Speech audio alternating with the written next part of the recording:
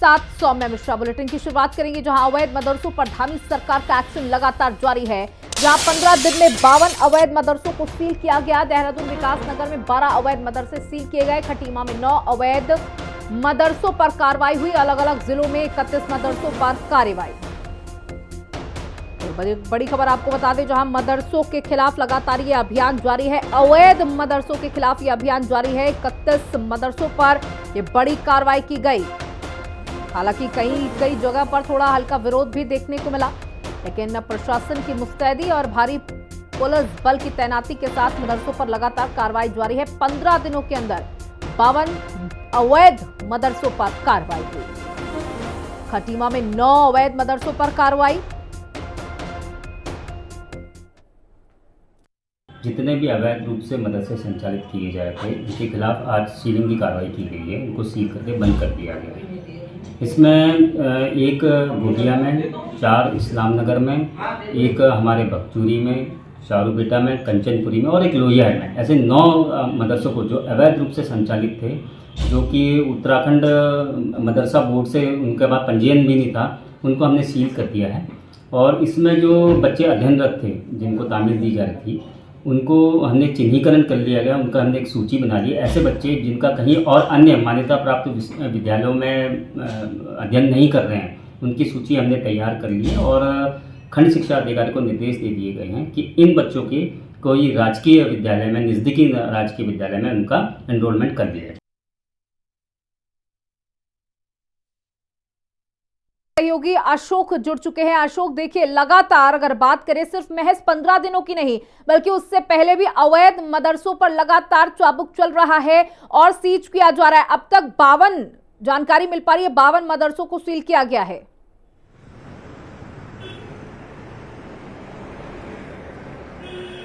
बिल्कुल, देखिए, ये पिछले 15 दिन का रिकॉर्ड निकल करके सामने आया है कि जब पिछले 15 दिनों में अवैध मदरसों पर कड़ी कार्रवाई मुख्यमंत्री पुष्कर सिंह धामी के निर्देश के बाद से देखने को मिली है। 50 से ज्यादा अवैध मदरसों को सील किया जा चुका है, जिसमें कि देहरादून के विकास नगर में 12 अवैध मदरसा है जिसको सील की गई है। इसी के साथ साथ उधम सिंह नगर के खटीमा में 9 मदरसा को सील किया गया है और इसके अलावा बाकी अन्य जिलों में, यानी कि विभिन्न जिलों में ऐसी जगह चिन्हित की गई जहां पर अवैध मदरसा संचालित हो रही थी, उस पर कड़ी कार्रवाई की गई है।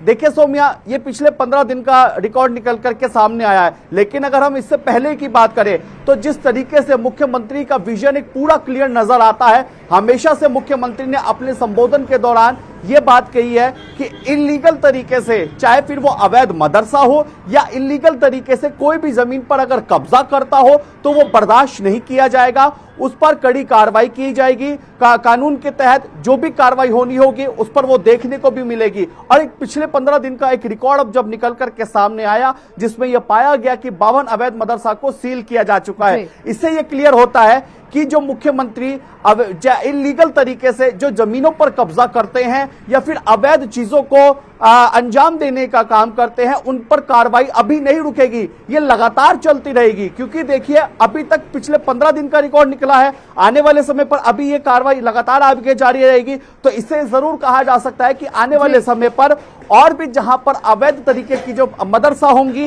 या इलीगल तरीके से जमीनों पर कब्जा हो रहा होगा, तो उसके खिलाफ भी कड़ी कार्रवाई जरूर देखने को मिलेगी। ताबड़तोड़ कार्रवाई लगातार जारी है। इसी के साथ आपसे ये भी पूछना चाहूंगी, देखिए, 52 अवैध मदरसों को सील किया गया है। हालांकि खबर आप लोगों के द्वारा ही दी गई कि कई जगह पर हल्के बल का प्रयोग भी करना पड़ा, यानी कहीं कहीं विरोध भी देखने को मिला और कहीं कहीं लोगों ने समर्थन भी किया है।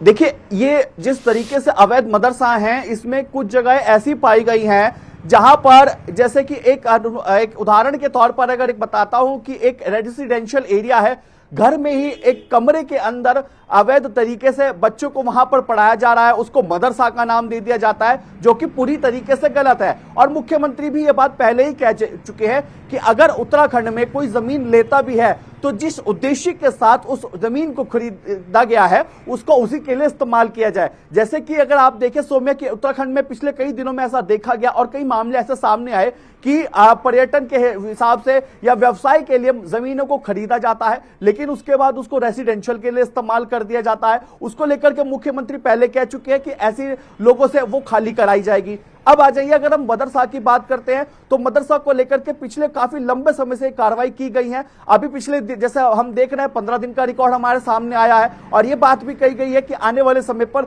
यह कार्रवाई लगातार जारी रहेगी। तो सौम्या, इससे एक बात तो समझ में आ जाती है कि आने वाले समय पर और भी चीजें जो है मदरसा से रिलेटेड अगर अवैध मदरसा होंगी तो उन पर भी कार्रवाई होगी। लेकिन इस पूरे मामले को लेकर के फुल स्टॉप कब जाकर के लगेगा ये देखना बहुत ही महत्वपूर्ण हो जाता है। क्योंकि देखिए, अभी बात करें तो देहरादून के विकास नगर से मामला निकल करके आया, खटीमा से 9 अवैध मदरसा को सील किया गया, अन्य विभिन्न जगहों से और भी जगह पे सील गई, लेकिन अभी तक उसका पूरा एक रिकॉर्ड कब तक सामने आएगा ये भी देखना दिलचस्प हो जाता है। क्योंकि देखिए 15 ही दिनों में महज 52 आ गई है सामने। आने वाले समय पर क्या पता ये ग्राफ ज्यादा भी हो सकता है, ये वक्त बताएगा। लेकिन एक विजन मुख्यमंत्री का जो है वो पूरी तरीके से क्लियर है। अवैध गतिविधियां चाहे मदरसा को लेकर के हो, जमीनों पर अवैध कब्जे हो, वो किसी भी हाल में बर्दाश्त नहीं किए जाएंगे। और उत्तराखंड के अंदर अगर कोई भी किसी भी प्रकार का अवैध काम करने की कोशिश करेगा तो उस पर सरकार का हंटर चलेगा। लगातार अशोक हमारे साथ जुड़े रहिए। वहीं सचिवालय में सीएम सुरक्षा चूक का ये जो मामला था, जहां 5 सुरक्षा कर्मियों को तत्काल हटा दिया गया है। जांच में पाई गई 5 की लापरवाही, सचिवालय प्रशासन ने चुप्पी साधी है। तो बड़ी खबर आपको बता दें, 5 कर्मचारियों को, सुरक्षा कर्मियों को तत्काल हटा दिया गया है। जांच में पाई गई 5 की लापरवाही, सीसीटीवी खंगाले जा रहे थे। ये कोशिश की जा रही थी कि ये व्यक्ति वहां तक पहुंचा कैसे और किसकी गलती की वजह से इतनी बड़ी सुरक्षा चूक हुई है, जिसके बाद 5 सुरक्षा कर्मियों पर गाज गिरी है, उन्हें तत्काल हटा दिया गया है। इसी के साथ सवाल पूछने पर सचिवालय प्रशासन चुप्पी साधे हुए है। एक बार फिर से अशोक का रुख करना चाहूंगी। अशोक, देखिए बड़ी लापरवाही मिली थी सीएम की चूक में, लेकिन यहां पर 5 सुरक्षा कर्मियों को हटा दिया गया है, जानकारी दें।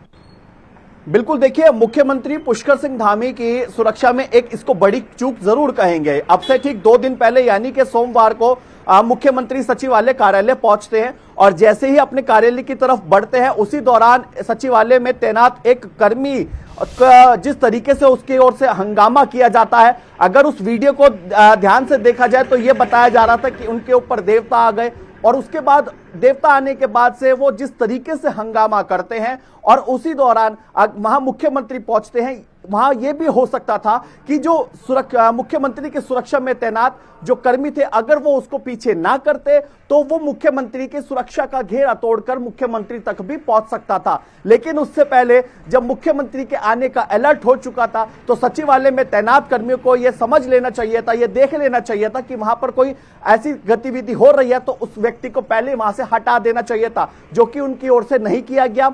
जब इस पूरे मामले की जांच हुई तो पाया गया कि इसमें एक एएसआई यानी एक उपनिरीक्षक और 4 कांस्टेबल, इसमें उनकी लापरवाही साफ तौर पर दिखाई दे रही है। क्योंकि देखिए सौम्या, आपको बता दूं कि जब मुख्यमंत्री कहीं पर पहुंचने वाले होते हैं तो उससे ठीक पहले ही अलर्ट होता है ताकि वहां पर जो कर्मी तैनात है, जो सुरक्षा में तैनात हो या फिर जैसा सचिवालय की हम बात कर रहे हैं तो सचिवालय के जो कर्मी तैनात हो तो पहले से अलर्ट हो जाते हैं और अगर कोई व्यक्ति बेवजह वहां पर खड़ा है तो उसको वहां से हटा दिया जाता है। लेकिन जिस तरीके से सोमवार को ऐसा ये जो प्रकरण हुआ और उस दौरान वहां जो कर्मी तैनात थे उनकी ओर से लापरवाही साफ तौर पर देखी गई।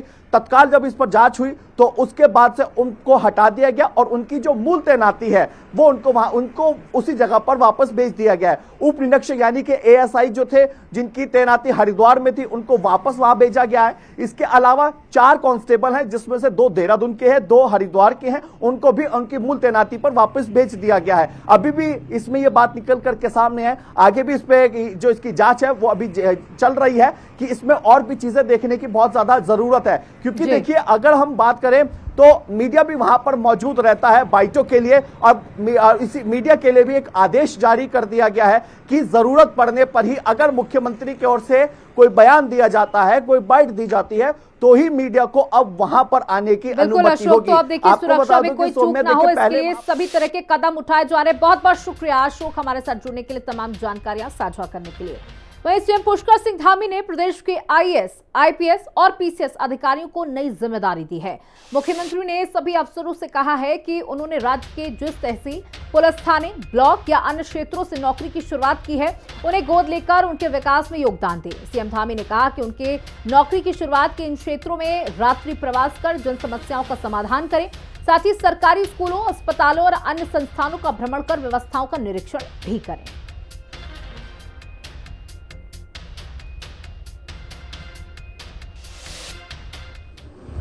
देखिए,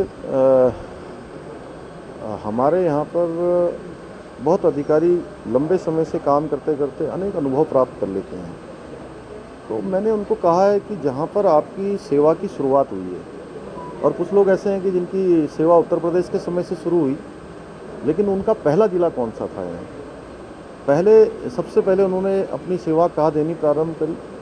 इसी प्रकार इस सेवा में आने के बाद उत्तराखंड में जब से उन्होंने ज्वाइन किया है, पहला उनका प्रोबेशन का पीरियड कहाँ रहा है, शुरुआती उनकी जहाँ ज्वाइनिंग रही है, उस स्थान को प्लानिंग डिपार्टमेंट थोड़ा उसका एक पूरा लेखा जोखा लेगा और एक व्यवस्था के तहत कि सभी लोग उस स्थान को अडॉप्ट करेंगे जिस स्थान से उनकी सेवा प्रारंभ हुई है, और उनके जो दीर्घकालिक अनुभव हैं उस अनुभव का लाभ उस तहसील को मिलेगा, उस परगना को मिलेगा, और आईपीएस अधिकारी हैं तो उस थाने को भी मिलेगा जिस थाने से उन्होंने शुरुआत की है।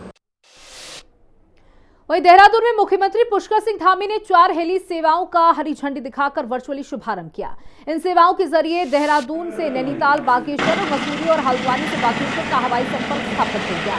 इस मौके पर सीएम पुष्कर सिंह धामी ने कहा कि उड़ान योजना के तहत शुरू की जा रही इन 4 हेली सेवाओं से राज्य में पर्यटन और आर्थिक विकास को गति मिलेगी। बेहतर कनेक्टिविटी से स्थानीय लोगों के जीवन में सकारात्मक बदलाव आएंगे।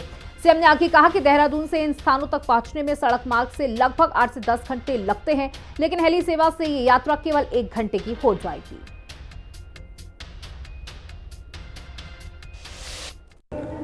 नहीं, हेली सेवाएं हमारी राज्य के लिए बहुत आवश्यकताएं भी हैं। हमारा राज्य पर्यटन की दृष्टि से और आपदाओं की दृष्टि से भी बहुत संवेदनशील भी है। तो ये हेली सेवा होने से जहां लोगों को सुदूरवर्ती क्षेत्रों में एक स्थान से दूसरे स्थान पहुंचने में 12 घंटे 14 घंटे का समय लगता था, अब उस समय उनका बहुत कम हो जाएगा, सुविधा हो जाएगी, और किसी संकटकालीन स्थिति में भी तत्काल उनको जो है इस सुविधा का लाभ मिल पाए। डबल इंजन सरकार के विकास के तमाम दावे